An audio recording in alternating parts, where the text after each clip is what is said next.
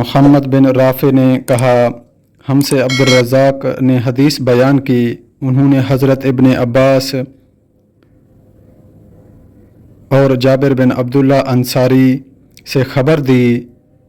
ان دونوں نے کہا عید الفطر اور عید الاضحیٰ کے دن اذان نہیں دی جاتی تھی۔ ابن جریح نے کہا کہ میں نے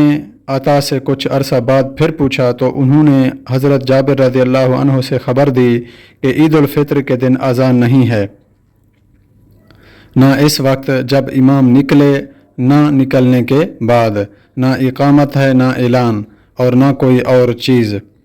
اس دن نہ اذان ہے نہ اقامت۔ حضرت جابر بن سمرہ رضی اللہ عنہ سے روایت ہے، انہوں نے کہا میں نے رسول اللہ صلی اللہ علیہ وسلم کے ساتھ عیدین کی نماز ایک یا دو دفعہ نہیں بلکہ کئی مرتبہ پڑھی، اذان اور اقامت کے بغیر۔ حضرت ابن عمر رضی اللہ عنہ سے روایت ہے، نبی اکرم حضرت عمر رضی اللہ تعالی عنہ، حضرت ابوبکر صدیق رضی اللہ عنہ نے نماز عیدین خطبہ سے پہلے پڑھتے تھے۔